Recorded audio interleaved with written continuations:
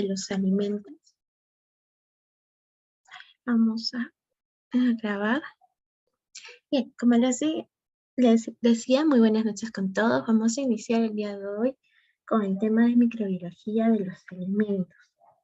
Vamos a recordar que la microbiología data desde hace muchos años atrás. Estamos hablando en sí que más o menos de 4.000 años, millones de años, ¿no? Que se originan los microorganismos. Sin embargo, si bien es cierto, los microorganismos datan desde hace bastantes años, la microbiología como ciencia, vamos a decir que es una ciencia joven.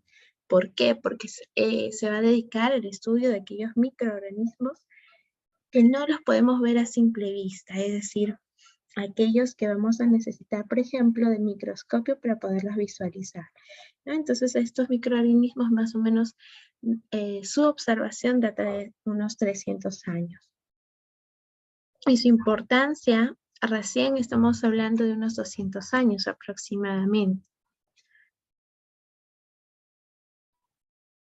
Aquí vamos a ver un videíto. Vamos.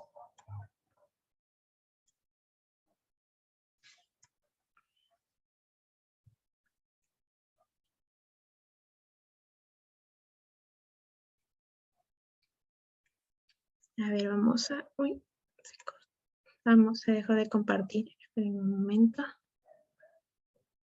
Vamos a pasar el videito. Vamos a compartir el audio.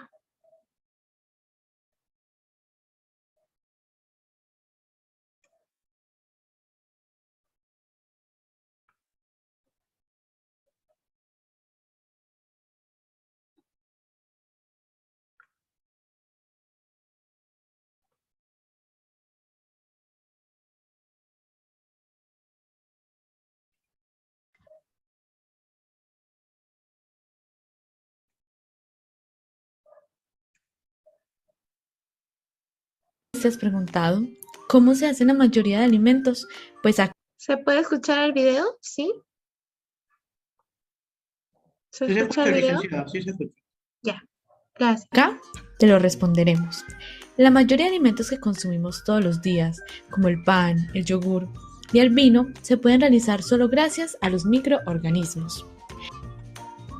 Los microorganismos, también conocidos como microbios, son aquellos organismos vivos que por su tamaño reducido solo se pueden ver bajo el microscopio. Estos se encuentran en todas las cosas a nuestro alrededor. Además, se caracterizan por existir numerosas variedades de diferentes formas y tamaños. Un ejemplo de estos microorganismos serían los hongos, las bacterias, los protozoos y las algas, de los cuales hablaremos a continuación. Los hongos. Estos se han cultivado desde hace muchos años. El primer hongo cultivado fue la oreja de ratón, después el shiitake japonés, siguiendo con el champiñón y por último las setas. Las culturas orientales han cultivado y consumido los hongos por sus propiedades medicinales, su agradable sabor y valor nutricional. Los hongos comestibles tienen del 19 al 35% de proteínas aprovechables en peso seco. Contiene vitaminas como B2, B6, B1, vitamina C, entre otras. Tienen alto contenido de ácido glutámico, son bajos en purinas, bajos en grasas, bajos en sodio, al igual que en calorías, pero son muy ricos en fibra. El champiñón, por ejemplo, contiene selenio, un muy buen antioxidante. El shiitake contiene polisacáridos que ayudan a la actividad inmunitaria y a reducir la concentración de colesterol en la sangre. Las setas contienen polisacáridos anticancerígenos y un compuesto aprobado para tratar los altos niveles de colesterol en sangre. En algunos casos, como el roquefort y el cabrales, los hongos se usan debido al sabor que le confieren, pueden estar en su superficie o en el interior. Al queso azul veteado se le introducen esporas en la mayoría de casos de la especie Penicillium. La Penicillium roqueforti y Penicillium glaucum dan lugar al sabor y la textura del queso azul. Estos mohos son seguros para el consumo ya que forman parte del proceso de producción. Las bacterias tienen diferentes usos dentro de la industria alimentaria.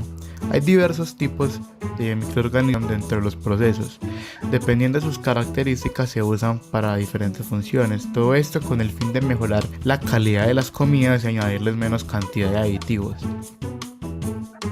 Las bacterias más comunes en la industria alimentaria son las bacterias acidolácticas. Son ampliamente usadas como conservantes para la inocuidad de los alimentos, formación del sabor ácido, reducción del contenido de lactosa, además de ayudar a características sensoriales en los alimentos como textura, sabor y olor.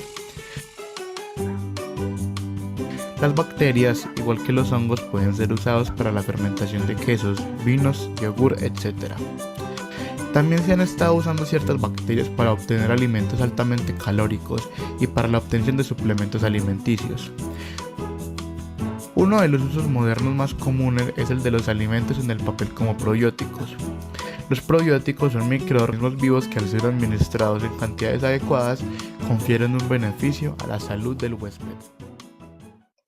Los microorganismos beneficiosos para el ser humano son aquellos que previenen que los organismos patógenos crezcan. Algunos son los probióticos, que son microbios vivos que pueden incluirse en la preparación de una amplia gama de productos, incluyendo alimentos, medicamentos y suplementos dietéticos. Estos aportan una amplia gama de beneficios al organismo, entre los cuales destaca el fortalecimiento del sistema inmune, el equilibrio de la flora intestinal, estímulo a la producción de vitaminas y apoyo a la digestión, entre otros. En contra de la idea de que todos los microorganismos son dañinos, es común que estos sean utilizados para agriar la leche y producir yogur u obtener el sabor característico de los diferentes tipos de quesos. En el sector de las frutas y verduras, los productos pueden sufrir alteraciones para encontrarse enlatados, congelados, refrigerados o fritos y preservar su conservación por más tiempo. Los microorganismos también tienen sus riesgos.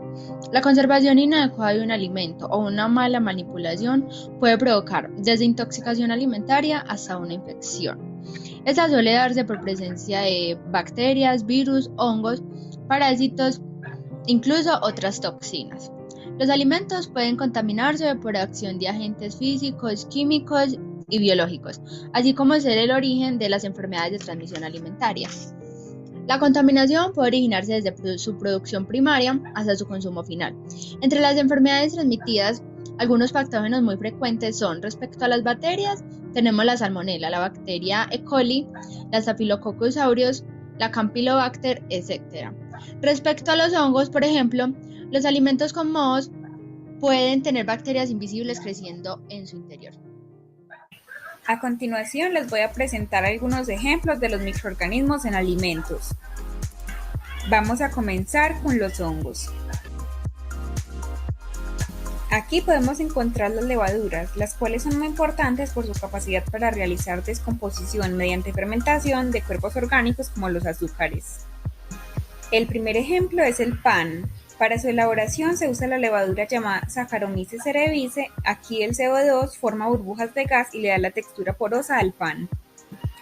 Posterior a este tenemos el vino. La Saccharomyces cerevisiae fermenta el azúcar y la convierte en alcohol. Los siguientes microorganismos son las bacterias. Tilapias. Las tilapias se sumergen en un caldo de bacterias acidolácticas y esto permite que tengan una conservación más duradera. Por último tenemos el yogur. Es fermentado por Lactobacillus y Streptococcus. Contiene probióticos como el BB12 que estimula los movimientos intestinales y ayuda a mejorar la salud gastrointestinal. A lo largo de nuestra historia hemos tenido una estrecha relación simbiótica con los microorganismos y hongos que se encuentran en nuestros alrededores. Estos nos protegen de patógenos peligrosos, nos facilitan procesos cruciales como la digestión y la producción de vitaminas como la eritadenina. Finalmente son los encargados de producir y mejorar los alimentos que tanto nos gustan. Producen las cervezas y vinos que se han tomado durante siglos, le dan la textura esponjosa y fresca que tanto nos gusta al pan, conservan nuestras comidas para que se puedan disfrutar a largas distancias y por último posibilitan la creación de yogures y quesos que consumimos todas las semanas.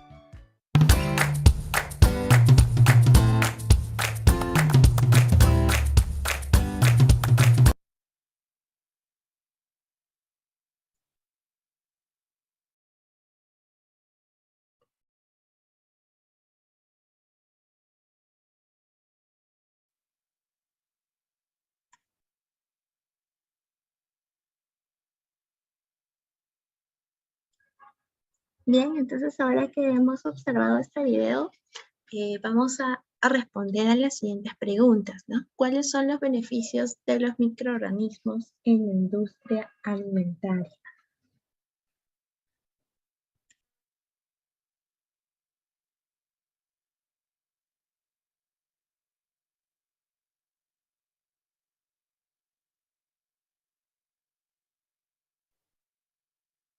¿Cuáles son los riesgos de los microorganismos en la industria alimentaria?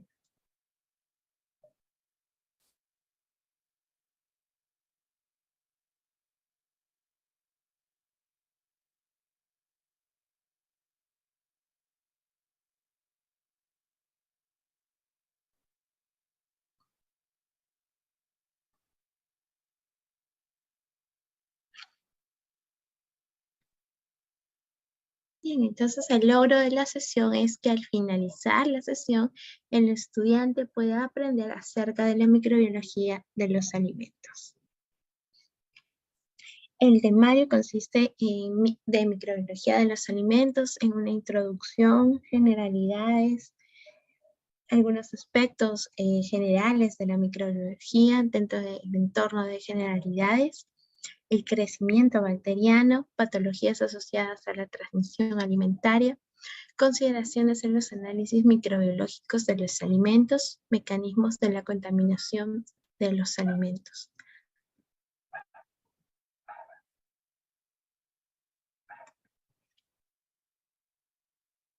En la microbiología de los alimentos, aquí podemos ver algunas imágenes que están relacionadas. La introducción. ¿Qué es la microbiología? La microbiología es una ciencia que va a tratar los procesos en los cuales los microorganismos, que no son visibles a simple vista, van a influenciar las características de los productos de consumo alimenticio humano o animal. Va a englobar aspectos de ecología microbiana, de biotecnología para la producción.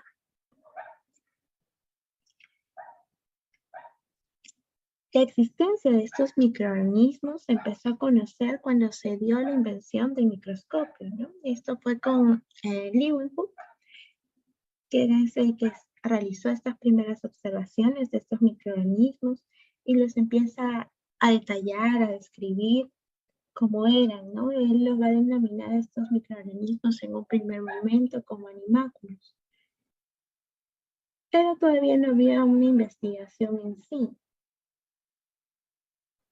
Ya cuando, si nosotros empezamos a ver antes de la historia, es decir, la parte de la prehistoria, podemos observar que habían hombres que ya utilizaban,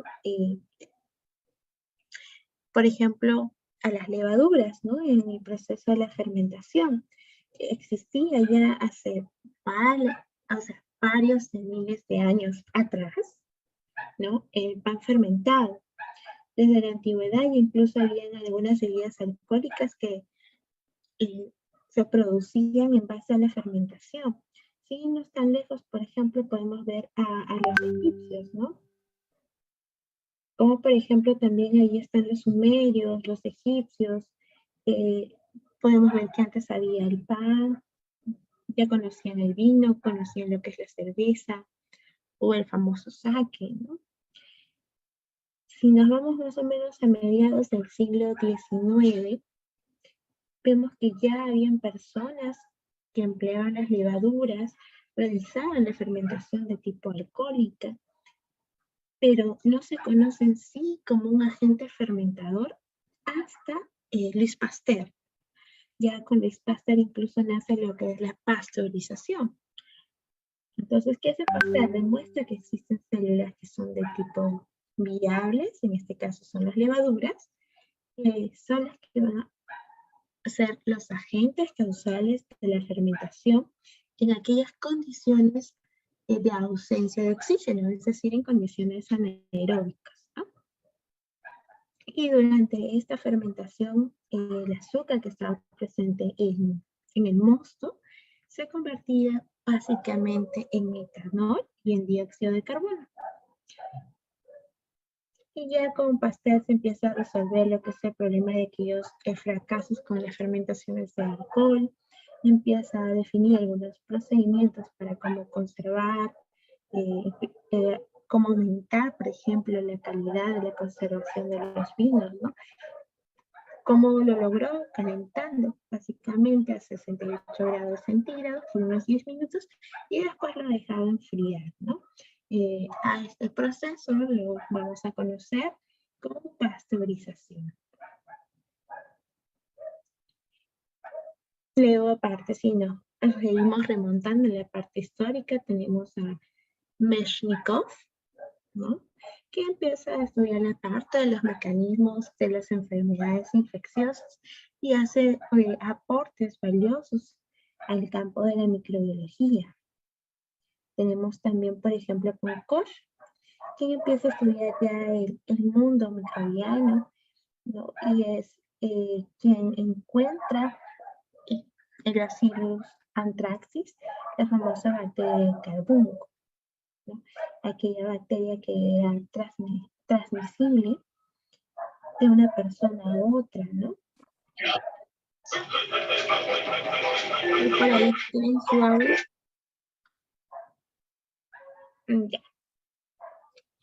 Entonces, como les comentaba, ¿no? Tenemos a esta infección grave del carbunco que era pasada de los animales domésticos y era transmitido al hombre.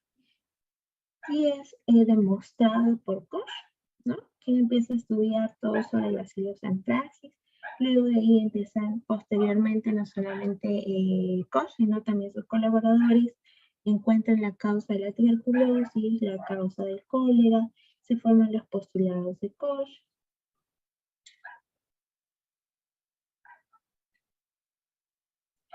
Aquí tenemos entonces algunas generalidades, por ejemplo, como los microorganismos como productores de alimentos, sobre todo en base en procesos de fermentación, ¿no? Sobre todo aquellas bacterias que son de tipo ácido del grupo láctico, ¿no? Tenemos microorganismos como agentes de deterioro de alimentos,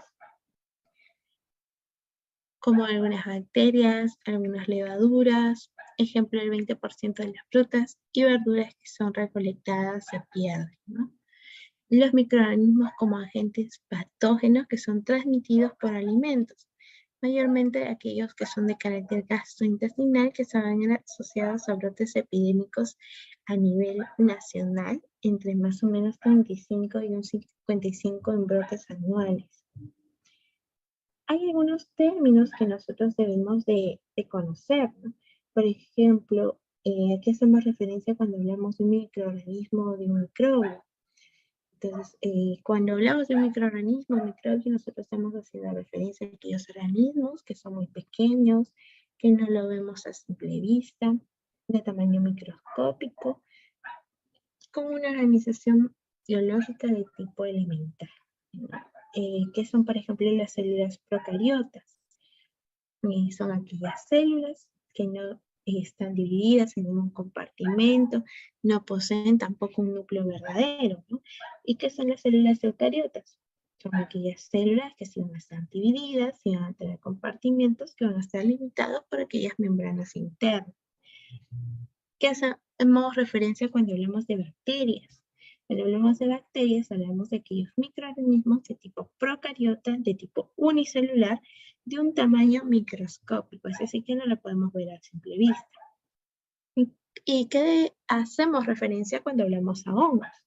Hablamos de microorganismos también, pero en este caso son de tipo eucariota, ¿no? También pueden ser unicelulares o pluricelulares. Y cuando hablamos de virus, estamos haciendo referencia a estructuras supramoleculares, ¿no? No llega a ser en sí un ser vivo, pero se van a comportar como un parásito intracelular estricto.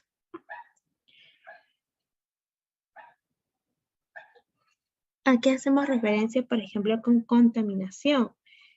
Hacemos referencia a aquella presencia de un contaminante en un alimento o en un medio alimentario. ¿A qué hacemos referencia con calidad sanitaria, ¿no? y hacemos referencia a aquellos requisitos, a aquel conjunto de requisitos microbiológicos de tipo físico, de tipo químico, de tipo organoléptico, que pueda reunir un determinado alimento para que nosotros lo consideremos como inocuo para el consumo de tipo humano.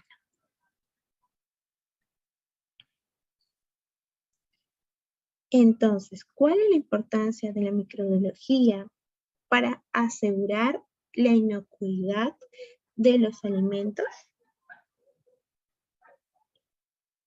¿No? Entran a tallar en este aspecto la parte de los microorganismos como agentes geoquímicos, como agentes en biotecnología, como microorganismos en los alimentos. Tenemos al famoso crecimiento bacteriano, ¿no? Aquí podemos ver un solo microorganismo, como al pasar el tiempo, estos se van multiplicando exponencialmente, de manera logarítmica, ¿no? Vemos aquí como después de 20 horas se ha originado, por ejemplo, 1074 millones de microorganismos, que puede ser, por ejemplo, en alimentos como el pescado, como el pan, como la crema.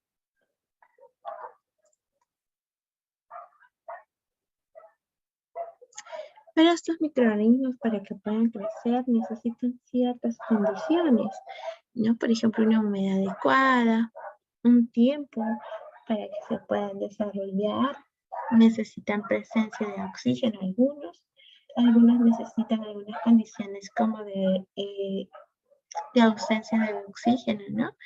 Es decir, anaerobios. Si los microorganismos llegan a contar con todos aquellos factores que puedan necesitar, ¿no? Pueden llegar a los alimentos antes que nosotros.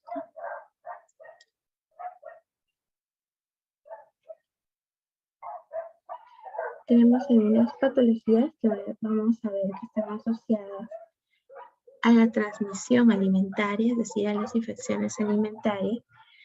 Por ejemplo, ingestión como microorganismos como bacterias, algunos protozoos, algunos virus. Tenemos también algunas intoxicaciones de tipo alimentario que no necesariamente puede ser por el microorganismo vivo, sino puede ser por su toxina, ¿no? También sus toxinas pueden generar algún tipo de intoxicación alimentaria. Esto pueden ser las toxinas de las bacterias, pueden ser de los hongos, incluso pueden causar ciertos casos de alergias alimentarias, una toxinfección. Para ello se necesita un suficiente número que pueda colonizar el intestino, un suficiente número que pueda causar una intoxicación a nivel del intestino, es decir, una cantidad de toxina significativa.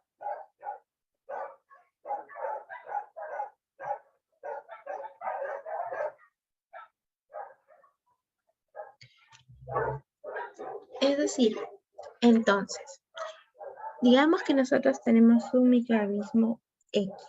Este microorganismo X necesita tener todas las condiciones necesarias, ¿no? Por ejemplo, ¿qué tipos de condiciones? Nosotros vamos a hablar de algunas condiciones de tipo intrínsecas y unas condiciones de tipo extrínsecas para lo que es el desarrollo de tipo microbiano. Pero ¿cuáles son las condiciones que vamos a decirlos así como que son más importantes, ¿no? Entonces, esas condiciones que son más importantes que puede tener un microorganismo es el agua, su fuente de nitrógeno y los minerales.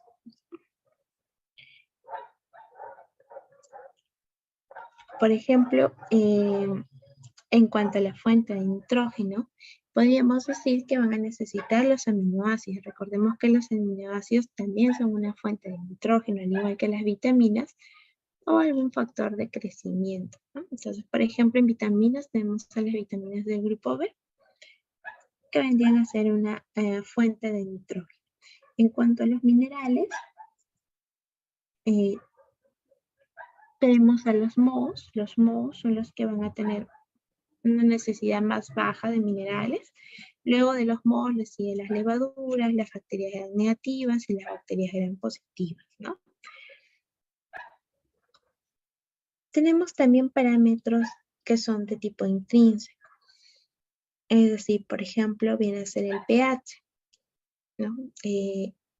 Cuando hablamos del pH, hablamos de que algunos microorganismos van a crecer sobre todo en torno a un pH de tipo 7, es decir, a un pH de tipo neutro. Pero existen algunos microorganismos con capacidad de poder crecer por debajo de los 4, ¿no? De un pH de 4, es decir, estamos hablando de un pH ácido, ¿no? Entonces recordemos que tenemos un pH 7, pH neutro, por encima de 7, es decir, 8, 9, 10, estamos hablando de un pH de tipo alcalino, y por debajo de 7, es decir, de 5, 4, estamos hablando de un pH de tipo ácido. Entonces se ha demostrado que hay algunos microorganismos con capacidad de poder desarrollarse a nivel de un pH de tipo ácido, como por ejemplo cuando se usan los ácidos cítricos, el ácido clorhídrico, un ácido fosfórico, ¿no? El ácido tartárico. Pero va a depender mucho también del ácido que se esté usando. Otro tipo de factor intrínseco es la humedad, ¿no? La humedad también es un requisito para los seres vivos, ya que sin agua no hay algún organismo que pueda desarrollarse, ¿no? Entonces los microorganismos requieren que haya una presencia de agua en alguna forma disponible. Y de esta manera ellos pueden crecer y van a poder llevar a cabo todas sus funciones de tipo metabólicas.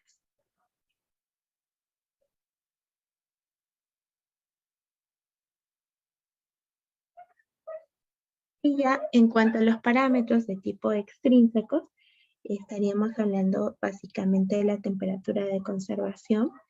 Hay microorganismos que pueden estar en temperaturas bajas, como por ejemplo menos 34 grados centígrados, ¿no?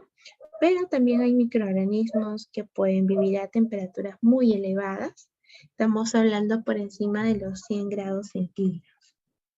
Entonces va a depender mucho del tipo de temperatura en el cual estén viviendo. Incluso los podemos clasificar. Por ejemplo, si viven en temperaturas que son por encima de los 55 grados, los podemos llamar termófilos porque son tolerantes a una temperatura alta. Y si están de manera intermedia, es decir, de 20 a 45, les diremos como mesófilos, ¿no? Pero si ya están en temperaturas de refrigeración, por ejemplo, a los 0 grados, ¿no? Psicrófilos.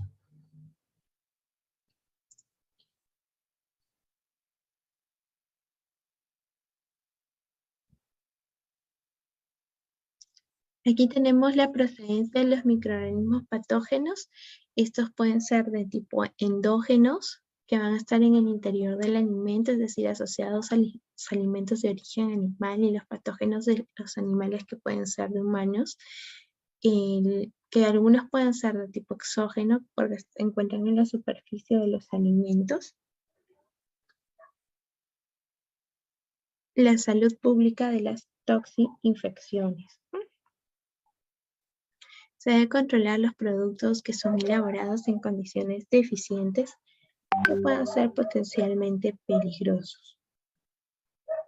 Cuando hablamos de un poder patogénico y de virulencia, tenemos que tener en cuenta que la patogenicidad es aquella capacidad que tiene un microorganismo para poder producir una enfermedad, ¿no? Y esto va a ser como una característica de una especie, ¿no? En cambio, la virulencia es el grado de patogenicidad que va a estar en función del número de microorganismos que puedan ser necesarios para que puedan desencadenar la enfermedad.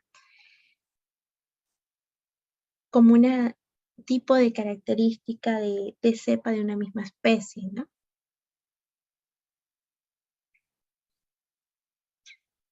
Entonces vamos a tener algunas enfermedades que van a ser transmitidas por bacterias, algunas enfermedades que van a ser transmitidas por hongos, algunas enfermedades que van a ser transmitidas por virus. Por ejemplo, en el caso de las enfermedades que son transmitidas por bacterias, tenemos a la salmonela, ¿no? La salmonela es una bacteria que se suele propagar en los intestinos de las aves, de los reptiles y de los mamíferos, ¿no? Tenemos a la Shigella, al Vibrio perenniticus, al Campylobacter, la Listeria monocytogenes, el Clostridium perfringens, el Clostridium botulinum, el Staphylococcus aureus. Tenemos algunas consideraciones en el análisis microbiológico de los alimentos. Tenemos las fuentes de contaminación del alimento, las rutas de infección del patógeno, la resistencia que pueden tener los patógenos hacia algunas condiciones adversas, ¿no? Con ejemplo a un pH ácido, estamos hablando de un pH de 4, como que algunos microorganismos pueden resistir a una temperatura mayor a los 100 grados centígrados, como por ejemplo los termófilos, ¿no? Entonces, las necesidades de crecimiento de los patógenos que pueden necesitar un determinado pH, una determinada cantidad de agua, una determinada cantidad de temperatura para que puedan sobrevivir. Incluso nuestro cuerpo humano es tan sabio que cuando estamos frente a una infección eleva la temperatura, ¿no? Con el fin de poder eliminar estos microorganismos. Sin embargo, desencadena toda una serie de reacciones, ¿no? Minimizar la contaminación y el crecimiento de los microorganismos, las técnicas de detección y aislamiento, el método de muestreo proporcional al riesgo. Tenemos tipos de microorganismos más frecuentes en los alimentos, aquellos microorganismos que son principalmente las bacterias, que son la causa de algunas enfermedades por el consumo de alimentos contaminados. Vamos a continuación a colocar a los 10 bacterias más relevantes que son transmitidas por los alimentos para la salud humana, que pueden tener algunas consecuencias en el organismo. Tenemos al Bacillus cereus, al Campylobacter jejuni, Clostridium botulinum, la Escherichia coli enteropatógena, el Staphylococcus aureus, la Listeria monocytogenes, la Salmonella, la Shigella, el Vibrio perenniticus y la Yersinia enterocolítica. Entonces, primero aquí nosotros tenemos que recordar qué significa ETA, ¿no? Entonces, cuando nosotros veamos la terminología ETA, lo primero que se nos tiene que venir a nuestra mente son enfermedades transmitidas por alimentos. Es decir, aquellas enfermedades que van a resultar por una ingesta de alimentos que contienen algún microorganismo que sea vivo y que nos esté causando un perjuicio a nosotros, ¿no?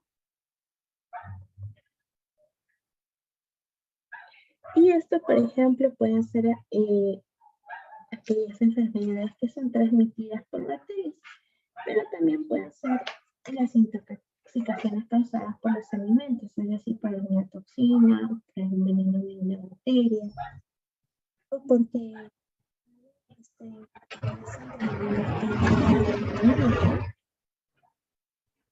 en el caso de las toxinas, no un olor, un sabor,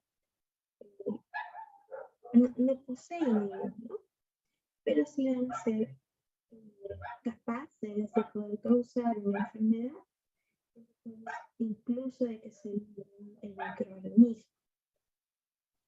Específicamente hablando de los microorganismos de tipo bacteriano, ¿no? De aquellas enfermedades transmitidas por bacterias, para que se pueda dar un brote de este tipo, en este caso el agente causante debería estar presente en los alimentos que consume la determinada comunidad, ¿no? Ahora, ¿Cuáles podrían ser estas bacterias, ¿no? Como habíamos visto, puede ser una salmonela. La salmonela, ¿dónde la podemos encontrar? ¿Dónde se propaga? ¿No? En este caso debemos recordar que la salmonela se propaga en los intestinos de las aves, en los reptiles, en los mamíferos.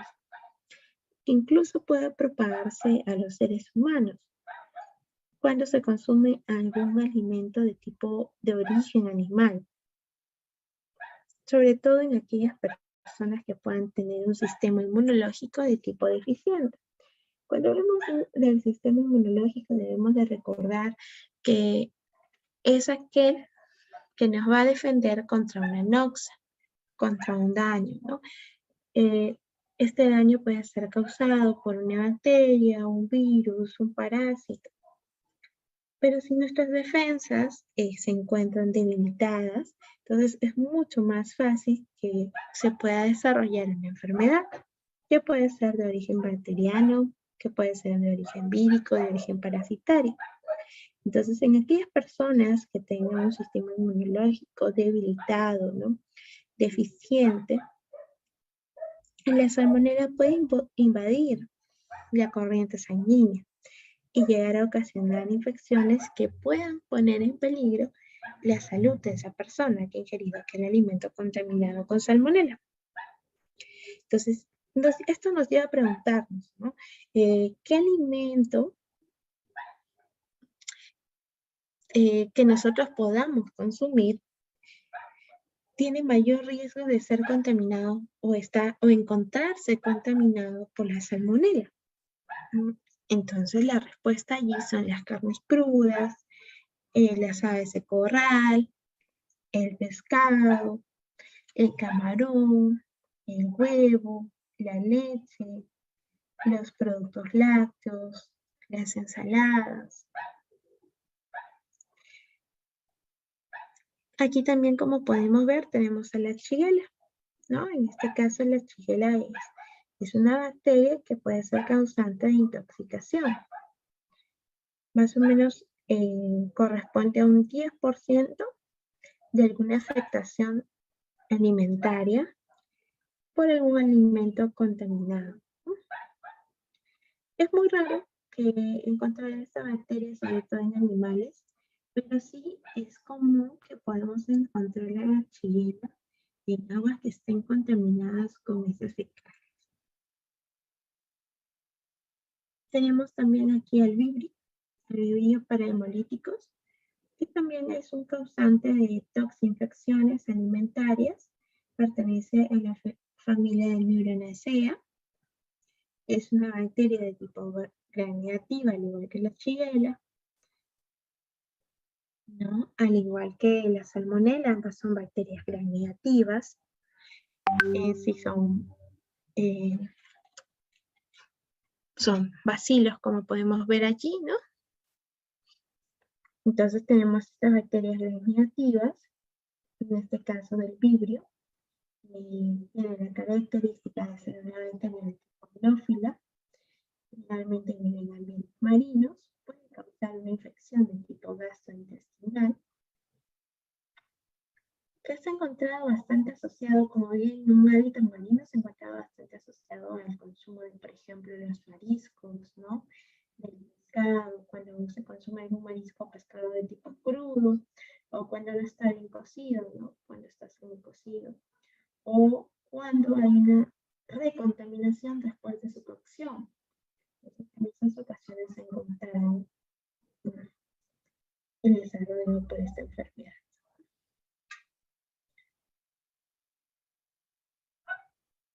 Por aquí tenemos a la Escherichia coli, ¿no?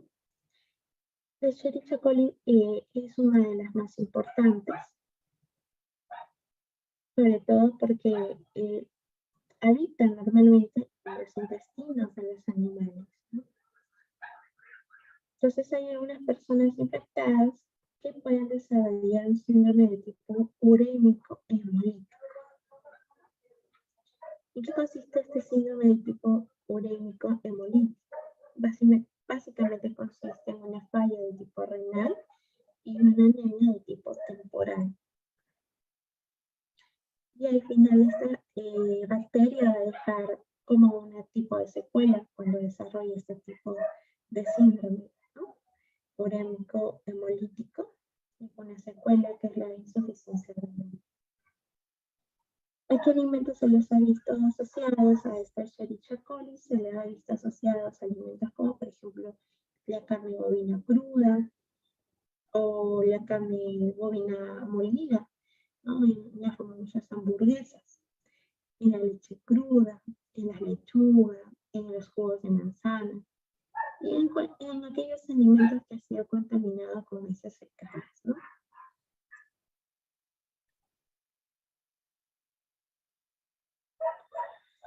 Tenemos aquí a la Listeria monocytogenes. Es una bacteria muy resistente, puede sobrevivir, por decirlo así, de manera perfecta al efecto del congelamiento, incluso a la desecación o el calentamiento. Puede causar la famosa listeriosis, que se va a caracterizar por una meningitis, por una encefalitis, y va a tener algunos síntomas como fiebre, náuseas, vómitos, diarrea, ¿no? Una diferencia de la listeria en comparación con otros microorganismos es que esta se va a reproducir a unas bajas temperaturas, incluso en una heladera, ¿no? En una congeladora.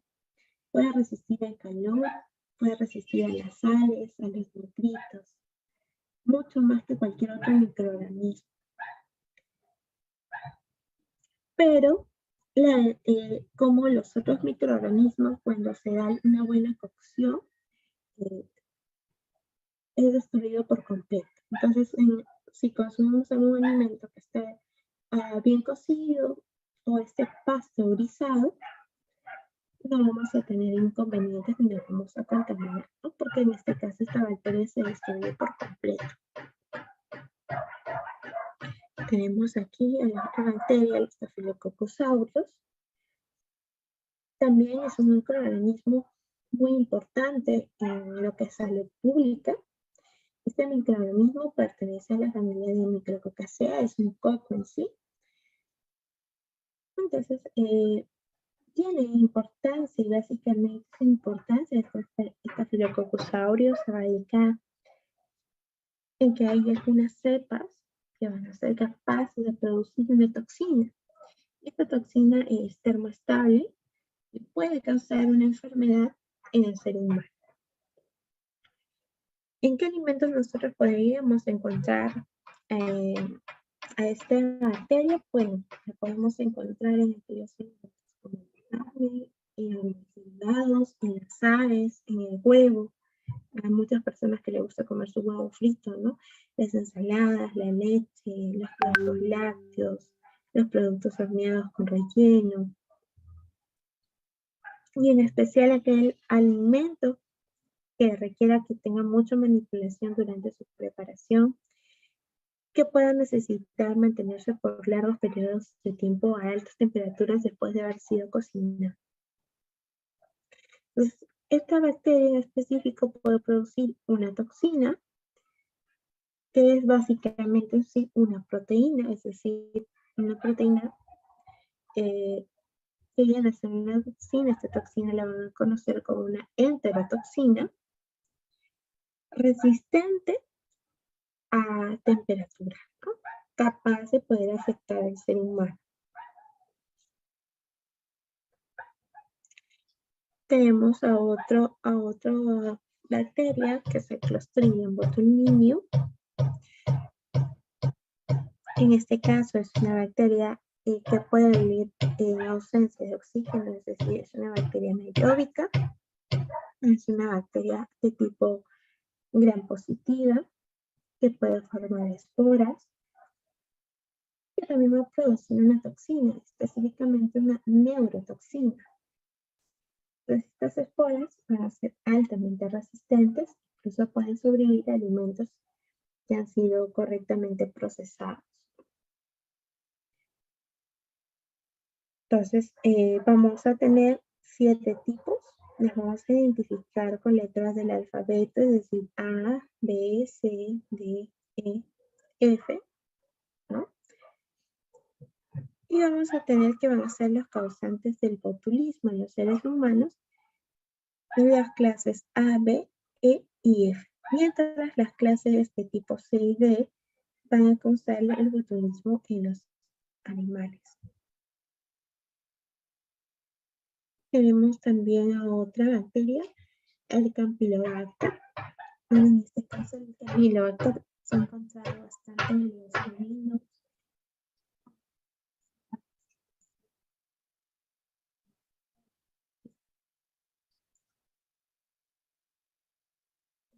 Encontrado presente igual que están tratadas, como por ejemplo en algunos estanques. Se ha encontrado bastante asociado con el pollo conocido igualmente o en el inicio crudo.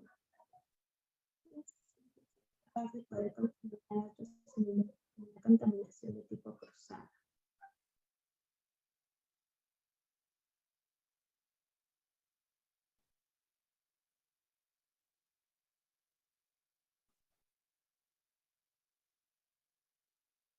Tenemos un cuadro de resumen de los microorganismos más frecuentes en los alimentos.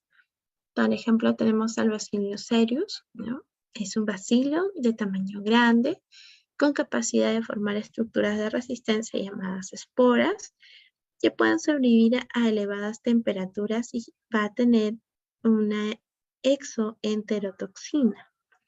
¿Cuál es el hábitat? La naturaleza de este Bacillus cereus es básicamente el suelo, el polvo, aguas no potables, aquellos alimentos que puedan estar contaminados. Se ha visto alimentos que están implicados, como por ejemplo los postres de pastelerías, el arroz hervido o frito, y algunos productos a base de cereales como pasta.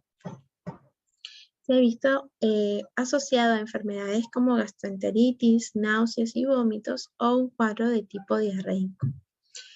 Tenemos al Campylobacter jejuni, es una bacteria de tipo fina, filamentosa y doblada a modo de comas, es tipo curvado. Su hábitat vienen a ser los animales. Los alimentos en los cuales se ha visto implicado es en la carne o el pollo crudo o mal cocinado, la leche cruda o sin pasteurizar, y el agua sin tratamiento, ¿no? El agua no potabilizada. En enfermedades como infecciones intestinales, que suelen aparecer al cabo de 2 a 4 días, incluye un dolor abdominal, una diarrea, incluye fiebre. Tenemos a Clostridium botulinum, ¿no? Que es una bacteria en forma de un bastón, que también produce una espora como mecanismo de resistencia y que va a generar gas. Va a tener una toxina, es decir, va a producir una intoxicación por la toxina botulínica, que tiene la característica de ser un potente neurotoxina, ¿no? Que va a atacar el sistema nervioso. Su hábitat es básicamente el suelo y aquellas condiciones de tipo de anaerobiosis, es decir, en ausencia de oxígeno. Los alimentos implicados es cuando hay una elaboración de tipo incorrecta de alimentos envasados en el hogar, como por ejemplo carnes o pescados, conservas o como verduras y hortalizas, industria de alimentos o envases abombados, hinchados o deteriorados. Por eso es importante de que si nosotros vemos un alimento que esté hinchado, que esté abombado, deteriorado, no lo consumamos, ¿no? La enfermedad se da alrededor entre 2 y 36 horas.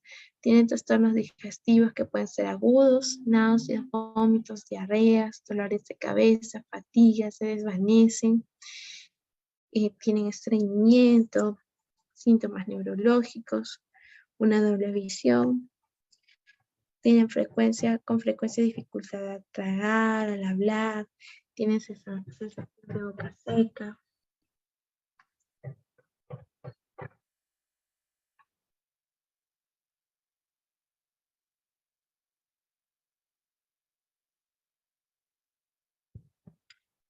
Tenemos a la Escherichia coli, ¿no? Como por ejemplo la bacteria que va a formar parte de la flora intestinal, que la vamos a encontrar en los intestinos.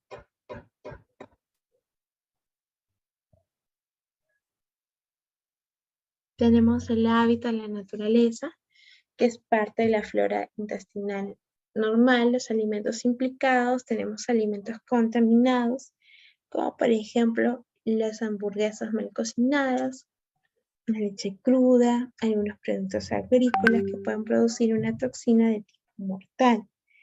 Va a estar asociada a algunas enfermedades como las diarreas.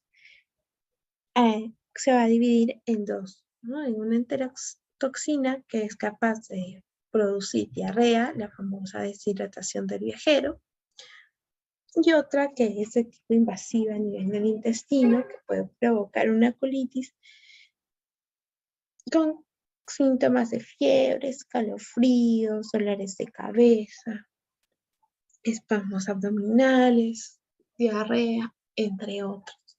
Tenemos a otra bacteria que es frecuente, que es el Staphylococcus aureus, que es una bacteria con forma redonda que crece normalmente como unos racimos de uva en medio sólido, que da al alimento una coloración amarilla de tipo dorada, ¿no?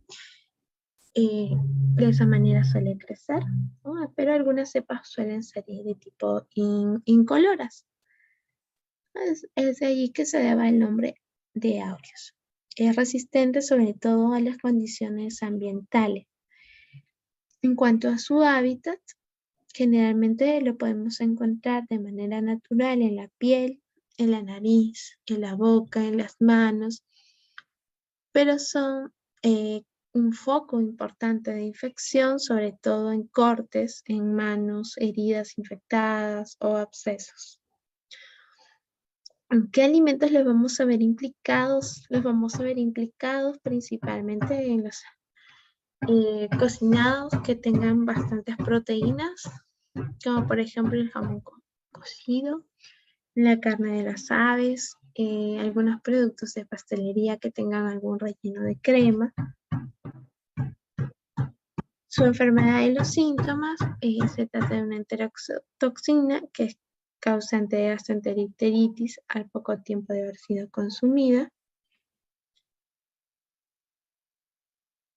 ¿no? De más o menos de 2 a 4 horas, con vómitos, diarrea, una inflamación de la mucosa gástrica e intestinal.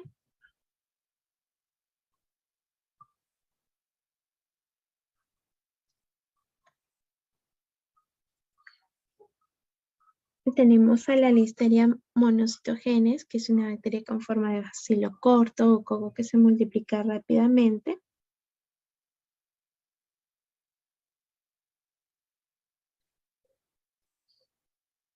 Su hábitat, su naturaleza es básicamente en el suelo, aguas residuales, materia fecal, vegetación, alimentos. Los alimentos implicados son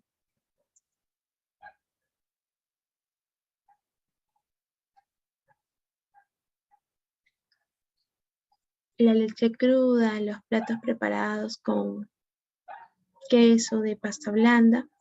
Nunca se debe comer de la corteza, derivados cárnicos, como por ejemplo los embutidos, las salchichas, en especial las de consumo frío. Tenemos enfermedad que va a causar es la listeriosis, ¿no? Que es una patología que tiene un periodo de incubación. Este periodo de incubación que posee, en este caso de la listeriosis, pues suele ser variable. En la mamá puede causar una fiebre leve con gastroenteritis de tipo débil o síntomas similares a una gripe, mientras que en el feto puede causar una septicemia de tipo generalizada a grave, ¿no? Tiene como otros síntomas también, por ejemplo, la meningoencefalitis, y en este caso en los neonatos sí causa una septicemia o si no puede causar una meningitis en neonato. Tenemos a la salmonela, que es una enterobacteria. A ella se le van a atribuir muchas infecciones alimentarias. La vía de transmisión más importante es la mano-boca, la fecal oral. No, el ser humano puede infectarse por contacto directo con algunas personas infectadas o también puede ser de tipo indirecto cuando se da el consumo de agua o de algún alimento que esté contaminado con la salmonela. Tenemos su hábitat, que le podemos encontrar de manera natural en la salmonela en los intestinos del ser humano o de los animales. Es por ello que viene a ser las heces un foco de contaminación tanto de los alimentos como del agua. Los alimentos que los vamos a ver implicados son aquellos alimentos de origen animal que puedan estar infectados con las heces humanas, ¿no? Como por ejemplo, un alimento típico podemos decir que es el huevo crudo o algo que esté mal cocinado, ¿no? Por ejemplo, la leche o la carne mal cocida o el pollo que esté de tipo crudo. Y las enfermedades o síntomas a los cuales se debe haber asociado son, por ejemplo, síntomas como diarrea, dolores abdominales, escalofríos, fiebre, vómito, deshidratación, ¿no? Sobre todo que pueden llegar a ser toda esta sintomatología de manera fuerte en las embarazadas, en las madres gestantes, ¿no? Y en condiciones en las gestantes puede causar que el bebé, es decir, el feto, se pueda contagiar, ¿no? Que pueda desarrollar incluso fiebre, diarrea. En casos muy poco frecuentes puede ocasionarle meningitis, ¿no? Tiene un periodo de incubación que viene a ser de 6 a 72 horas. Es decir, puede contagiar al futuro bebé que va a nacer, ¿no? Tenemos a la Shigella. Una de sus características es la enterobacteria en forma de bacilo, ¿no? Que bate ahí. Su hábitat es básicamente relacionado a la falta de higiene, es decir, hay una transmisión de tipo directa de persona a persona o a través de las manos, ¿no? De insectos o por contaminación fecal o de aguas contaminadas. Entre los alimentos que se van a ver implicados son aquellos alimentos crudos, es decir, también puede ser el agua, la leche, las verduras, el atún, los mariscos, el pavo, las salsas preparadas. La enfermedad o síntomas asociados es la shigellosis o disentería bacilar, de un síntoma muy variable, con dolor abdominal, diarrea, escalofríos, náuseas, dolor de cabeza, de diferentes grados. Tenemos al Vibrio parahemolyticus, que es una bacteria de tipo halófila que va a necesitar concentraciones de sal elevadas, muy similar a las aguas marinas para poder desarrollarse, ¿no? Pero va a resistir a concentraciones superiores.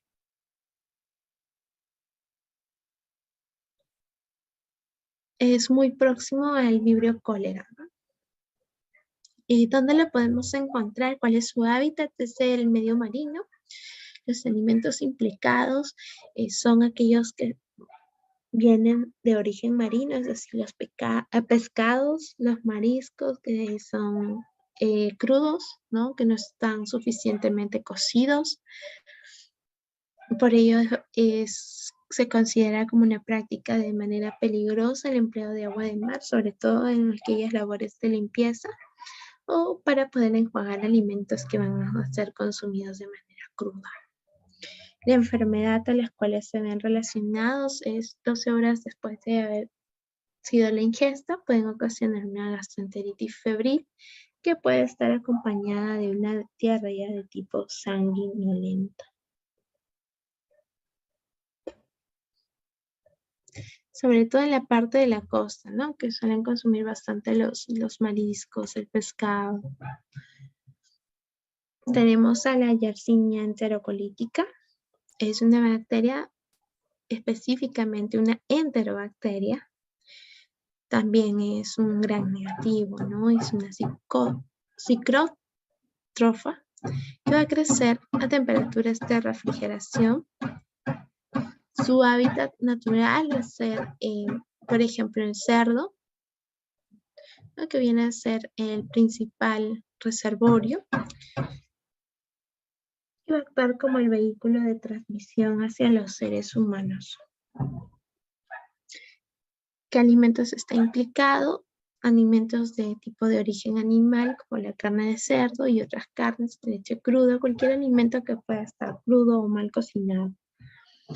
La enfermedad o los síntomas, la enfermedad que va a causar es la yersiniosis, es una gastroenteritis, que va a tener como síntomas dolor abdominal, diarrea, vómitos, síntomas que se parecen mucho a una apendicitis y suelen aparecer entre las 24 y 36 horas después de la ingesta del alimento contaminado.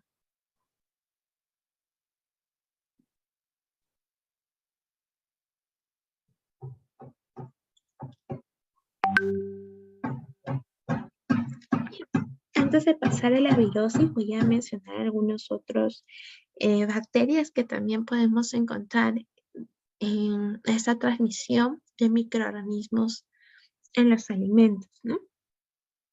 Por ejemplo, una bacteria que no habíamos mencionado es el Vibrio cholerae, ¿no? Su modo de contaminación vienen a ser las heces humanas, también en un entorno marino. Síntomas principales son cuando hay deposiciones de tipo líquidas que son profusas, a veces incluso puede haber vómito, deshidratación. Y los alimentos típicos generalmente son aquellos mariscos crudos o mal cocidos. Otra bacteria que no mencionamos en este cuadrito es el Clostridium perfringens, que como hábitat lo podemos encontrar en la tierra. Se va a dar por una contaminación por el consumo de alimentos crudos. Un síntoma principal es la diarrea, hay presencia de cólicos, puede tener una sensación de náusea, muy rara vez de hecho, puede haber vómitos. En alimentos que les vamos a poder encontrar son, por ejemplo, el pollo, la carne, obviamente que no está bien cocida, ¿no? Tenemos también a otro, como por ejemplo el Vibrio pulnificus, que no lo hemos mencionado hasta el momento, está recién ahora, que también es de un entorno marino. Como síntomas también son los escalofríos, incluso puede causar la muerte, ¿no? ¿En qué alimentos le podemos encontrar? Sobre todo en los ostiones y en aquellas almejas que son crudas. Tenemos aquellas enfermedades que van a ser transmitidas por virus, ¿no? Las virosis transmitidas por los alimentos. Actualmente se empiezan a reconocer más infecciones virales que son transmitidas por los alimentos como una causante de enfermedad en los seres humanos. Más o menos estamos hablando de alrededor de 1000 a 1500 tipos de virus que pueden que existen, ¿no? De los cuales de estos 1000 y 1500 virus que pueden existir, un aproximado, estamos hablando que van a ser unos 250 que se van a ver implicados en ocasionar una enfermedad al ser humano, ¿no? Es decir, los vamos a considerar un aproximado de 250 como patógenos. ¿Por qué? Porque van a ser causantes de muchas enfermedades en los seres humanos, como pueden ser resfriados, alguna gripe, alguna diarrea, una varicela, una sarampión. Tenemos alimentos que pueden estar implicados al procesamiento mínimo antes de su consumo. Por ejemplo, aquellos alimentos frescos, los alimentos como son los mariscos, ¿no? Que generalmente se suelen contaminar con virus en el ambiente donde están siendo producidos. Un punto interesante, importante en las brotes de las enfermedades virales es que generalmente se ha visto ligado la contaminación por virus en los alimentos, ¿no? cuando estos están siendo manipulados, ¿no? O en aquellos alimentos que son preparados listos para el consumo. Pero hay otras enfermedades de tipos virales, ¿no? Como por ejemplo la rabia, la fiebre hemorrágica, la encefalitis, la polio, ¿no? La poliomielitis, la fiebre amarilla, el síndrome de inmunodeficiencia adquirida, el HIV, ¿no? Que son enfermedades de tipo mortal, que no necesariamente son causadas de tipo alimentaria, ¿no? Hay enfermedades que tienen otro tipo de transmisión. Si bien los virus pueden producir una enfermedad en el huésped a nivel de diferentes mecanismos, estos generalmente suelen ocasionar una destrucción a nivel celular, a modo de consecuencia una vez que han infectado a la célula viva. Y obviamente toda destrucción a nivel celular, recordemos que las células son las que conforman los tejidos, entonces al final estas destrucciones a nivel celular van a tener una repercusión a nivel de los tejidos, ¿no? Es decir, va a haber una repercusión en el organismo y esto va a depender mucho de qué tan importante es el tejido que se va a lesionar. Un ejemplo sería, ¿no? En este caso, los virus de la gripe. Los virus de la gripe que van a ocasionar una destrucción a nivel de las células de la mucosa respiratoria. Por ejemplo, los virus de la rabia, ¿qué van a destruir? Van a destruir las neuronas, ¿no? Entonces, esto sí puede ser mortal, ¿no? ¿Por qué? Porque puede alcanzar centros que pueden ser muy vitales. Tenemos, por ejemplo, aquí el virus del HIV, ¿no? El virus de inmunodeficiencia humana, causante de la enfermedad SIDA en la etapa terminal. Entonces, este virus es capaz de destruir aquellas células del sistema inmunitario, específicamente los linfocitos T, más específico, los linfocitos T de tipo CD4. Es decir, va a debilitar el sistema inmunitario a tal manera que lo va a dejar expuesto a cualquier microorganismo oportunista y puede ocasionar la muerte, ¿no? Y es sobre todo en las etapas finales, en la etapa final ya de SIDA. Entonces, eso es, por decirlo así, el punto a nivel de los virus, ¿no? Entonces, ya tratando específicamente, entrando a detallar en la virosis transmitida por los alimentos, tenemos, por ejemplo, a la hepatitis A. Esta, la hepatitis A, va a ser causada por un virus, el virus de la hepatitis A. En cuanto a los virus, tenemos virus que pueden ser de tipo DNA, que pueden ser de tipo ARN, que pueden tener pueden ser incluso retrovirus, ¿no? A las 6 empezó. A ver, un audio, por favor. Bien, gracias. Entonces, como les comentaba, tenemos entonces este virus de la hepatitis A, que es el virus que contiene un ARN, ¿no? Que se va a fijar a un receptor de una célula de tipo hepática, luego penetra la célula, se va a reproducir en la célula y vamos a tener que este virus va a salir a nivel del hígado, va a salir a través de la bilis, va a llegar hasta las heces. Entonces, básicamente, ¿cómo se va a diseminar esta enfermedad del virus de la hepatitis A? Es cuando la persona ha consumido agua o algún alimento que esté contaminado con heces de una persona infectada con la hepatitis A. Entonces, por eso vemos que aquí dice, ¿no? Que se transmite a través del agua contaminada con materia fecal y de alimentos muy manipulados en condiciones de higiene deficientes, ¿no? Ejemplo, las ensaladas de patata, las frutas contaminadas, los zumos contaminados, los productos marinos que pueden estar presentes en zonas costeras contaminadas. ¿no? Una característica de este virus de la hepatitis A es que es termoresistente, por lo que la profilaxis básicamente se va a centrar en la higiene del operario, del agua y de los productos. Entonces, en conclusión, ¿cómo es posible que una persona se pueda contagiar por el virus de la hepatitis A? Es posible cuando ha consumido un alimento preparado por una persona con el virus de hepatitis A que no se lavó las manos después de que se fue al baño a defecar, ¿no?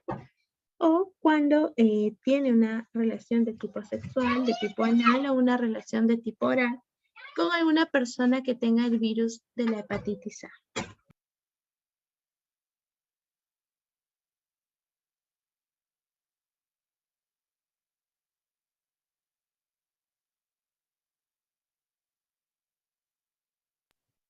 ¿Cuándo más? Cuando no se haya lavado las manos, ¿no? Después de que, por ejemplo, cambió un pañal o cuando ha consumido agua contaminada.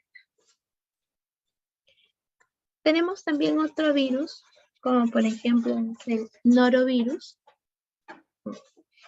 En este caso es un virus que va a causar la famosa gripe estomacal o gastroenteritis. Este norovirus es muy contagioso y entre los síntomas que se suelen ver son las náuseas, los vómitos.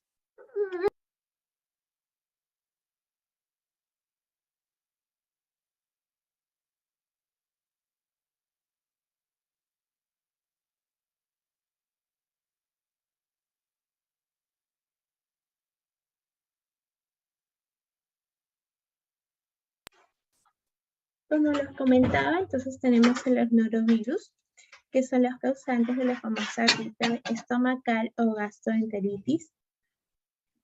Suelen ser muy contagiosos, pueden ocasionar lo que es náuseas, vómito, diarrea, un calambre de tipo estomacal, pues, dolor muscular, una sensación de cansancio, fatiga.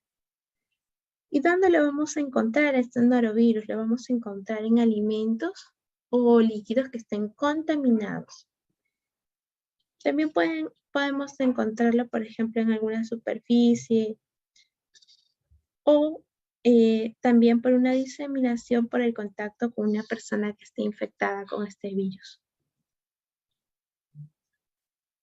Incluso hasta en el mismo heces de la persona que está infectada con este virus o en el vómito de la persona también, ¿no? Que esté infectada con este virus. Entonces, en conclusión, ¿cuáles son aquellas maneras que podemos encontrar el norovirus, ¿no? Por ejemplo, cuando se consume un alimento, cuando se toca una superficie o algún objeto contaminado con el norovirus, y luego me llevo yo, después de que he tocado mi mesa que se contaminó con ese norovirus, y luego me llevo mi mano a la boca, entonces también me contamina, ¿no? Por haber tenido un contacto directo con otra persona que pueda estar infectada con el norovirus, y aquella persona generalmente puede presentar síntomas como, por ejemplo, ¿no? En este caso los náuseas, los vómitos, la diarrea, ¿no? Y si yo comparto algún alimento cubierto, también me puedo contagiar.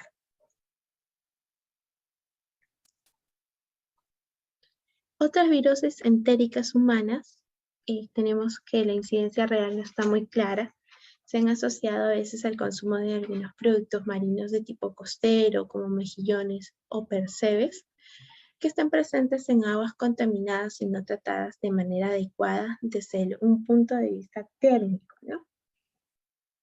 Ahí podemos colocar, por ejemplo, a la gastroenteritis de tipo viral causada por los calicivirus, que son los virus tipo Norwalk, ¿no? Que básicamente se ha visto que el modo de contaminación es una contaminación de tipo fecal humana, también directa a través del agua, cuyos síntomas son muy parecidos al norovirus, ¿no? Náuseas, vómitos, diarrea, dolores de cabeza, fiebre. Y los alimentos que básicamente se los han encontrado son en los mariscos crudos o aquellos que están mal cocinados, en ensaladas, en emparedados. Tenemos al rotavirus, ¿no? Que también es una gastroenteritis de tipo, por decirlo así, que se puede tener como síntomas de diarrea.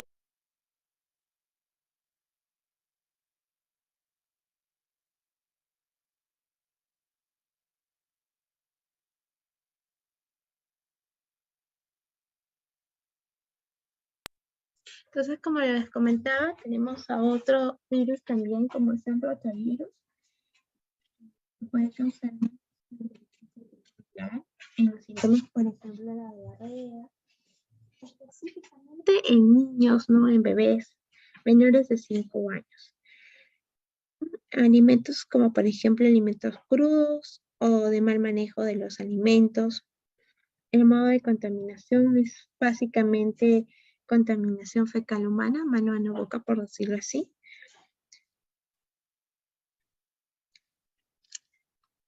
Tenemos también las famosas enfermedades que son transmitidas por hongos. Aquí ya he pasado, creo que es lo de los hongos. A ver, ya.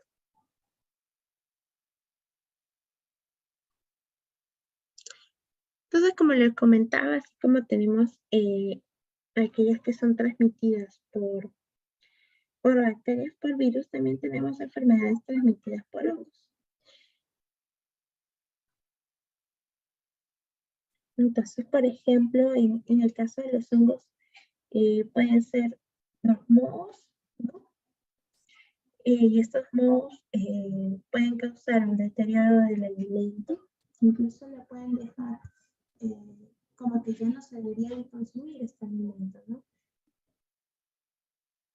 Los podemos observar, por ejemplo, en las naranjas. Cuando las dejamos a temperatura ambiente, podemos ver cómo se deforma como una capa de color verde, ¿no? Incluso hay algunos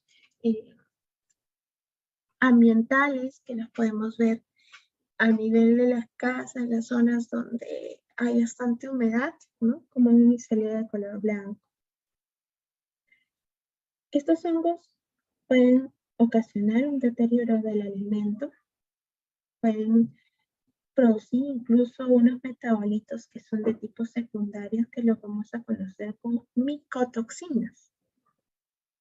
Entonces, estas micotoxinas son como una especie de sustancias que tienen unas estructuras químicas de tipo diverso que se ha visto implicado en brotes de enfermedades que afectan a diferentes especies, ¿no? Tanto como los animales como la especie humana, ¿no? Es decir, pueden causar una enfermedad de tipo humano, desde una gastroenteritis hasta el cáncer. Entonces, estas enfermedades que son producidas cuando se da una ingesta de una micotoxina, las vamos a conocer como micotoxicosis. Y estas micosis, acorde a sus manifestaciones de tipo variable. Es decir, pueden ser de tipo subagudo, pueden ser de tipo crónico, pueden ser recurrentes, y los hongos rara vez pueden causar una infección de tipo aguda, ¿no? Como si lo suelen causar los virus o las bacterias, como hemos visto en las slash anteriores. Por ejemplo, ¿qué hongos pueden ser causantes toxigénicos? Tenemos los hongos que pueden tener, que son toxigénicos, como el frutario. Los que van a producir micotoxinas, tenemos el legonario, el topus. Las toxinas de los hongos son diferentes a las de origen bacteriano, ¿no? Hay una forma de diferenciar. En su mayoría suelen ser macromoléculas, proteínas, polisacáridos. en el caso de las que son de origen bacteriano, pero en el caso de las que son de origen fúngico, es decir, las micotoxinas, deben ser de un bajo peso molecular. Ahí es la diferencia entre uno y el otro. Tenemos, por ejemplo, entre los hongos más relevantes que pueden causar una contaminación alimentaria, una enfermedad de tipo alimentaria, ¿no? Tenemos el Aspergillus, que va a producir una micotoxina, específicamente una neurotoxina, por un ácido aspergílico, que es el ácido ciclopiazónico, que es una neurotoxina de tipo necrótica. Puede incluso tener aflatoxinas B1, B2, B2, puede ser hepatotóxica cancerígena. Citrulina, que es una nefrotoxina, que es una hepatotóxica, nefrotóxica, teratotóxica.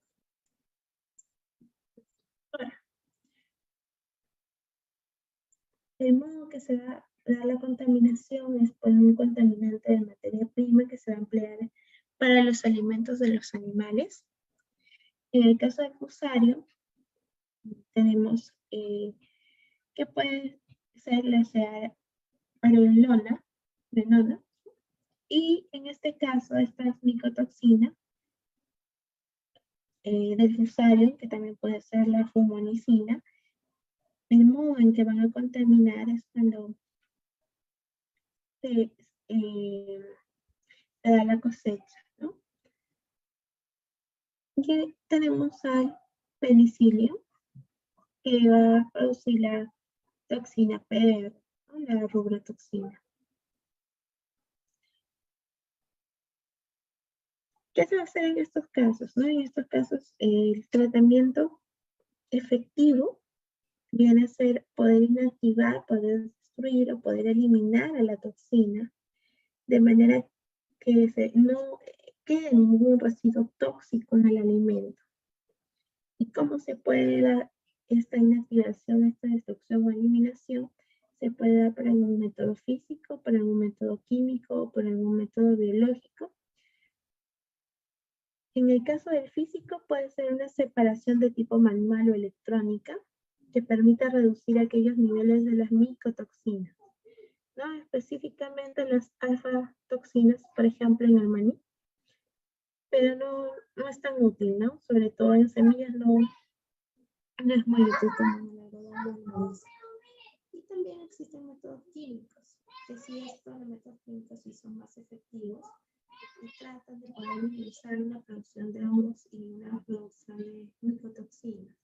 Por ejemplo, estos métodos químicos se llaman donde usan el hidróxido de amonio o el amoníaco del tipo gaseoso para poder conseguir eliminar o minimizar estos micotoxinas o estos hongos. También otro empleo son de cloro a concentraciones altas. Tenemos aquí enfermedades por protozoos transmitidas a través de los alimentos. Por ejemplo, protozoos parásitos como el enterobacterium, la Chaetea lamblia, Toxoplasma gondii, Cryptosporidium parvum.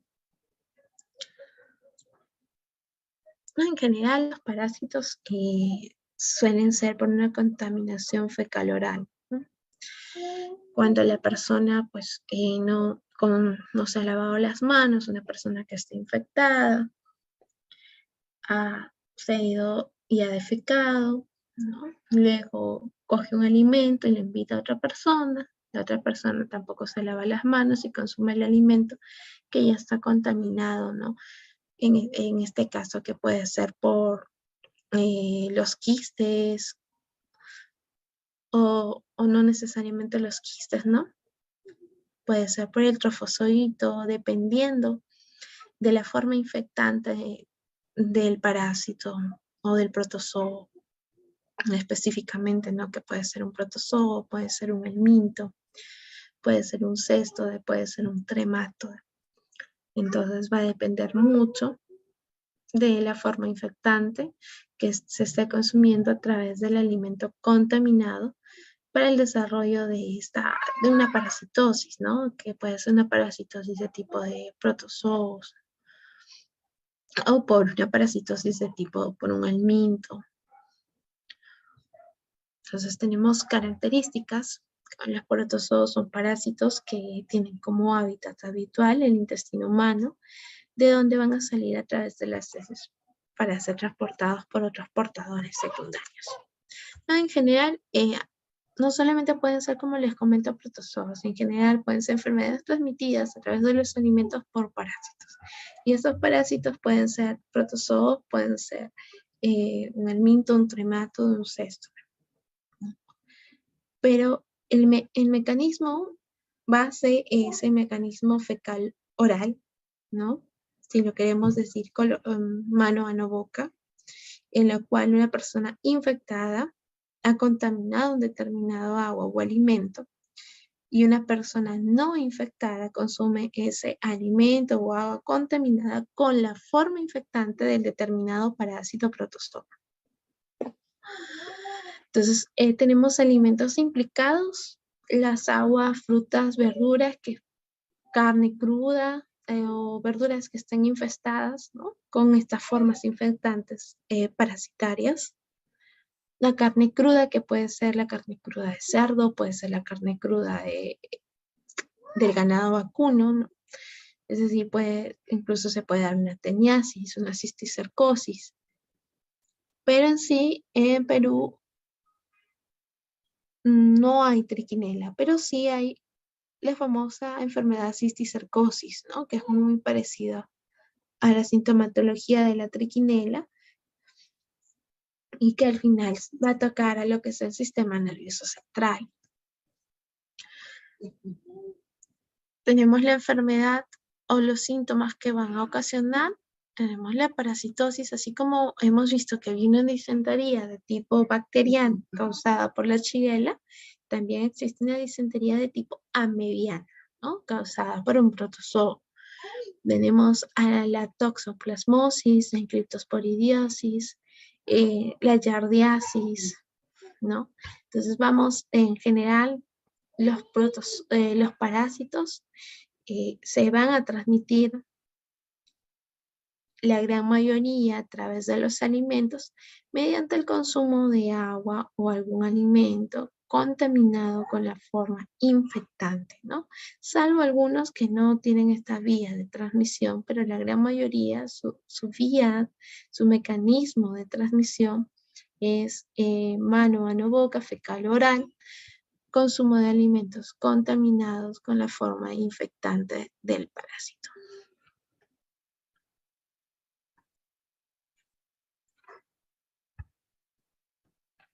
Tenemos algunas causas de la contaminación de los alimentos.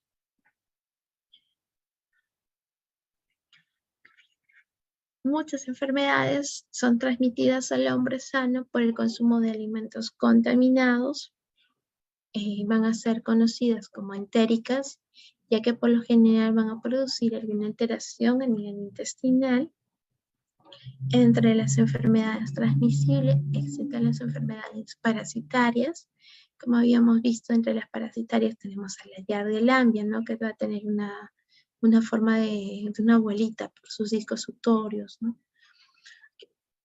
Que tiene 4 pares de flagelos, ¿no? Por ejemplo, ¿no? Es un ejemplo de una enfermedad parasitaria que va a causar la yardiasis, ¿no? Y entonces van a ser provenientes de los animales que nos sirven de alimento, las cuales van a incluir al hombre como un vehículo intermediario del parásito. Recordemos que en este caso de los parásitos, el hombre puede ser un huésped intermediario, puede ser el huésped definitivo donde se va a desarrollar el parásito. Incluso puede ser un huésped accidental, es decir, el parásito, el hombre lo ha adquirido por accidente, pero no es que sea el hábitat normal del parásito, ¿no? Entonces, en ese caso es un huésped accidental. También hay casos de envenenamiento o intoxicaciones producidas por alimentos de por sí venenosos que han sido contaminados con sustancias tóxicas o químicas, ¿no? En este caso, sobre todo las micotoxinas. Por ejemplo, en micotoxinas habíamos hablado de las anafilotoxinas, ¿no? Habíamos hablado de las toxinas, por ejemplo, de los pergilios. Habíamos hablado de que había toxinas de tipo bacterianas.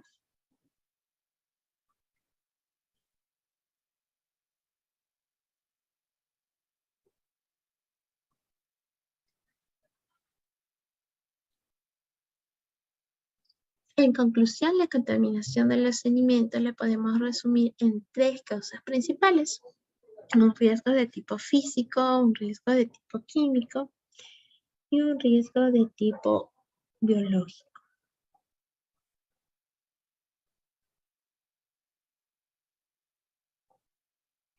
Tenemos lo que es la contaminación biológica, que incluye a las bacterias, a los parásitos, a los virus, y que el problema principal lo constituyen las bacterias por su capacidad de poder reproducirse sobre el mismo alimento hasta cantidades que pueden enfermar a la persona que lo va a consumir, o hasta que puedan producir algunas toxinas que lo enferman, ¿no? No solamente pueden ser las bacterias, sino también pueden ser los hongos. Los hongos hoy hemos visto que también producen toxinas, que nosotros le vamos a conocer como micotoxinas, ¿no?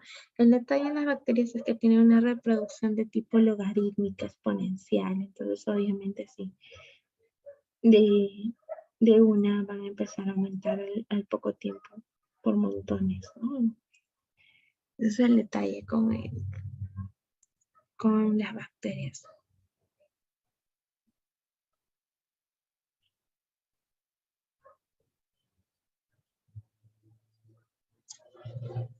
Tenemos una contaminación de tipo química que ocurre en el mismo lugar de la producción primaria del alimento, por residuos que quedan de sustancias que han sido utilizadas para poder controlar, por ejemplo, una plaga en los cultivos, o algunas sustancias como drogas veterinarias en los animales enfermos que luego han sido sacrificados.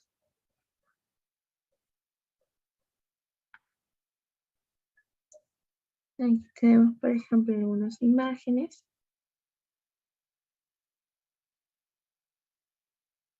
Aquí tenemos la contaminación de tipo física.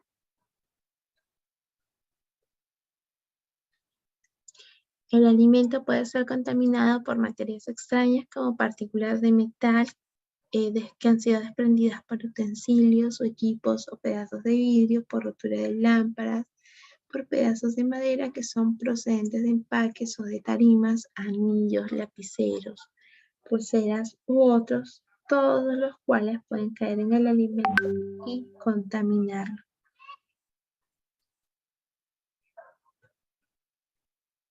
¿A qué obedece la presencia de los microorganismos en los alimentos? Obedece a un ambiente general en que el alimento ha sido originalmente obtenido, a la calidad microbiológica en estado fresco o no elaborado, a las condiciones sanitarias en que el producto ha sido manipulado y elaborado, a las condiciones en que se ha envasado, manejado y conservado.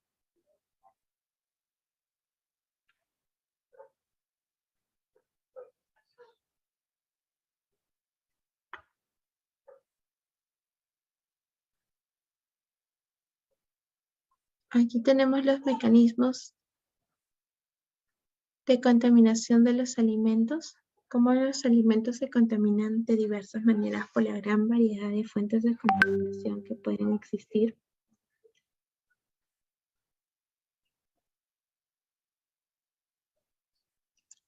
De esta manera, las bacterias pueden pasar, por ejemplo, de la materia fecal de personas y animales a la tierra o a las manos de los manipuladores o a las aguas, y desde allí a los alimentos, ¿no?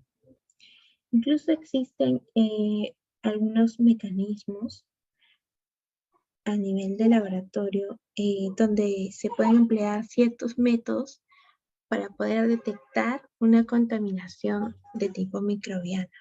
Entonces, estos métodos de laboratorio que se pueden utilizar para poder detectar esta contaminación de tipo microbiana, podemos encontrar, por ejemplo, una dilución de una muestra de un alimento para poder detectar que este alimento está contaminado. Entonces, todos estos métodos en un laboratorio deben de estar estandarizados y al mismo tiempo se requiere que sean muy sensibles, es decir, que tengan una alta sensibilidad. Y ello ha sido pues obviamente valorado, validado por organismos de tipo internacional, nacional, de referencia, ¿no? Entonces, por ejemplo, tenemos el método de las diluciones de una muestra de alimento para poder detectar que este alimento tiene contaminación. Por ejemplo, cuando nosotros queremos analizar un alimento o un producto, que cuando queremos identificar si está presente o no una bacteria, ¿no? En cantidades que puede ser mucho mayor que con lo que se encuentra mezclado. Entonces, en estos casos, lo que se hace es elaboras una solución de tipo madre, colocas el material que está cubierto con el microorganismo en un recipiente de más o menos 10 ml con agua destilada estéril, con Twin 80, agitas tu suspensión por un tiempo de 1 minuto, tratas de obtener una suspensión que sea concentrada y sin las otras partículas, y a todo esto nosotros le vamos a conocer como solución madre. También existen otras sustancias que se pueden emplear para la dilución, pero básicamente la sustancia que se emplee para esa dilución va a depender mucho del alimento con el cual se quiera trabajar. Se hacen diluciones del alimento con un ml, por ejemplo, de la dilución anterior, ¿no? Y una vez que has hecho tus diluciones de tu muestra de alimento, a partir de 1 ml, tomas 1 ml de esta suspensión y lo colocas en otro tubo de ensayo con 9 ml de tu Twin 80, y así sucesivamente, es decir, esas diluciones seriadas. Esa es una forma, por ejemplo, de poder hacer tu detección de una contaminación microbiana.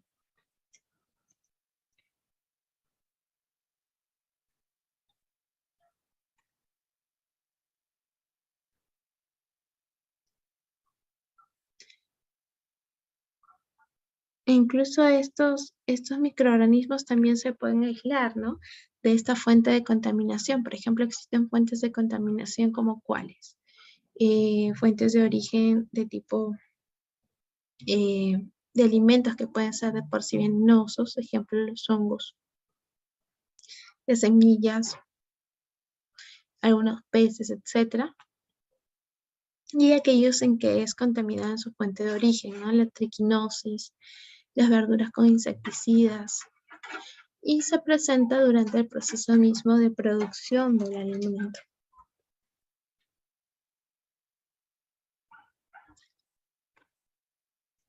Las fuentes de contaminación son las que provienen del hombre que va a manipular el alimento, por ejemplo, en las afecciones de tipo intestinales como la disentería bacteriana o por parásitos, ¿no? Como la disentería mediana. En este caso, la disentería bacteriana es ocasionada por la Shigella, ¿no? O la teniasis, etcétera. La yardiasis también por parásitos, ¿no? Entonces tenemos enfermedades de transmisión de tipo aérea, como la difteria, la escarlatina o angina séptica, que se encuentran generalmente por vía de los alimentos factores favorables para su producción. Y es la forma más simple como se contaminan los alimentos, llegando los contaminantes al alimento por medio de la persona que está manipulando estos alimentos. Fuentes de contaminación que tenemos pueden ser fuentes animadas como las moscas, los roedores, los pájaros, ¿no? Roedores como las ratas, ¿no? Se derivan entonces del medio ambiente animado o inanimado, en las diversas etapas desde la producción de alimentos hasta su expendio, ¿no? Incluso puede ser por cubiertos, es decir, por fomites, por alguna superficie que ha sido contaminada En los inanimados tenemos el polvo, utensilios, superficies sucias con el alimento que ha entrado en contacto. Debemos agregar el vestuario, los zapatos que han sido previamente también desinfectados.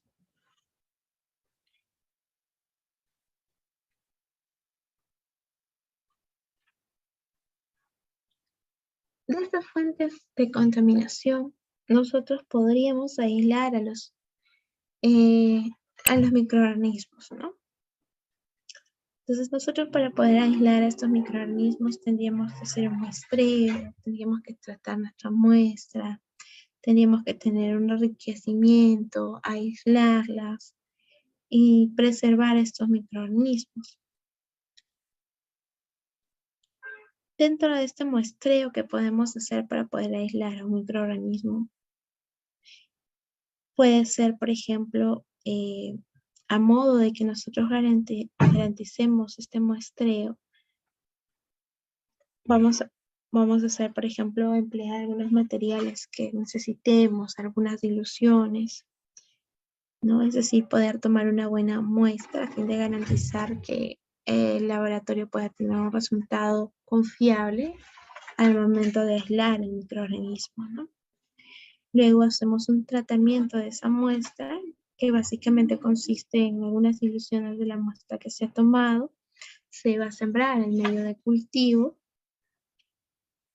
y el medio de cultivo depende mucho del microorganismo que se quiera aislar, ¿no? Una vez que ya se sembró, se van a observar las colonias que están creciendo en el medio de cultivo y se van a seleccionar aquellas colonias que estén separadas. Siempre vamos a tener que tener en cuenta allí bastante la cepa que vamos a utilizar, que debe ser estable, ¿no? Que su velocidad de crecimiento sea alta, que esta cepa esté libre de contaminantes. Depende también de qué requerimientos nutricionales necesita la cepa para que pueda crecer en un medio de cultivo. Vamos a enriquecer, ¿no? A manera de que este cepa que hemos aislado pueda tener un mayor número de colonias. Y esto dependiendo del tipo de medio cultivo que sea acorde al microorganismo que se pueda, que se desea aislar, ¿no? Y el aislamiento básicamente se orienta a poder detectar algún microorganismo de tipo determinado, teniendo en cuenta las características de ese microorganismo, ¿no? Aquellas características propias de ese microorganismo. Luego lo que se va a tratar de hacer es poder preservar a estos microorganismos para poder obtener cultivos puros, ¿no? Vamos a intentar preservar su pureza de tipo genética de este microorganismo, de este cultivo, sin que este microorganismo, este cultivo, pierda alguna propiedad que sea de tipo bioquímica. Y al mismo tiempo que también este microorganismo pueda preservar el nivel de productividad de tipo inicial. Vamos a tratar de lograr que este cultivo que se obtenga pueda ser transportado y pueda ser manejado también con una facilidad. Entonces existen para esto algunas técnicas de conservación, como por ejemplo son las técnicas de un subcultivo de células activas, una desecación de cultivos, una liofilización, una congelación de tipo mecánica, una ultracongelación en el caso de que se usa el nitrógeno de tipo líquido.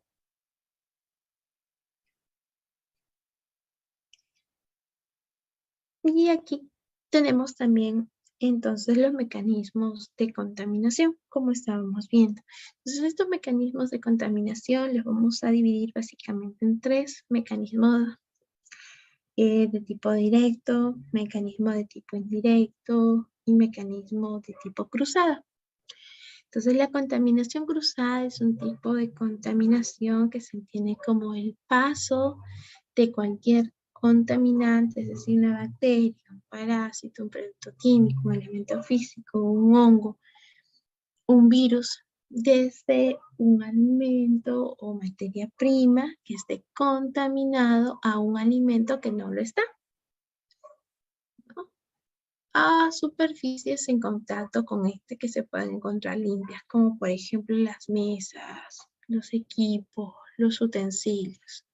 Entonces aquí está, podemos ver algo desde un alimento materia prima contaminado a un alimento que no lo está. Eso es la famosa contaminación cruzada. Y tenemos la contaminación de tipo directa y la contaminación de tipo indirecta. En la contaminación directa vamos a considerar por contacto. Es decir, cuando por ejemplo yo he manipulado un alimento con las manos sucias, ¿no? Cuando la persona que está infectada, por ejemplo, se ha ido al baño y no se lavó las manos, manipula una manzana, su plato de comida, e invita, por ejemplo, esa manzana que ha manipulado a otra persona, ¿no? Entonces ahí hablaríamos de un mecanismo de tipo directo.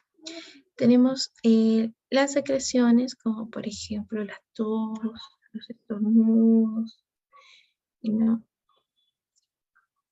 Incluso tenemos de las personas que están contaminadas, ¿no? Hemos visto que incluso en el vómito se pueden encontrar estos microorganismos que pueden ser causantes de una enfermedad. Tenemos la vía de transmisión de tipo indirecta, que es a través de un medio ambiente que puede estar sucio, el polvo, la ropa, ¿no? Por ejemplo, en el caso de el famoso oxyurus, ¿no? Que se transmite por fomites, que incluso puede quedar este parásito en las sábanas, ¿no? Sobre todo que es muy contagioso en los infantes. Entonces, esto puede ser por fomites. Tenemos por vehículos que pueden ser, por ejemplo, el agua, el aire o el mismo alimento, ¿no? Como por ejemplo aquí vemos la imagen de la manzana. Ahí está. Incluso puede no ser una manzana, también podría ser una naranja, ¿no? Las naranjas que generalmente las vemos con hongos cuando se encuentran expuestas a una elevada humedad. Incluso los mismos insectos, ¿no? Pueden actuar como vectores. Por ejemplo, las moscas, las ratas, las cucarachas. Ahí tenemos al Tretomino infestans, ¿no? La famosa vinchuca. Tenemos a los zancudos como el anófeles, ¿no? Que son causantes que son vectores, que transmiten ciertas enfermedades. Gracias.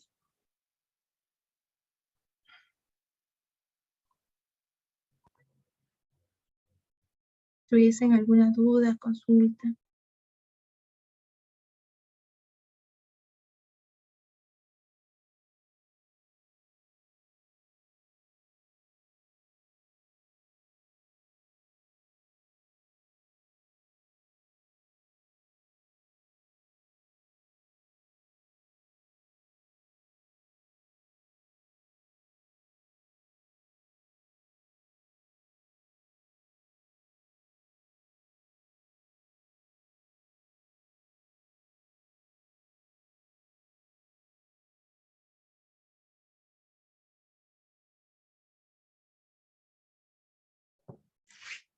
Muy buenas noches, estimados participantes. Muchas gracias, licenciada Daisy. Muchas gracias, estimados participantes. El día miércoles se le va a estar dando el certificado virtual, el físico y el aula virtual, donde va a encontrar la clase grabada y descargar los PPT. Gracias.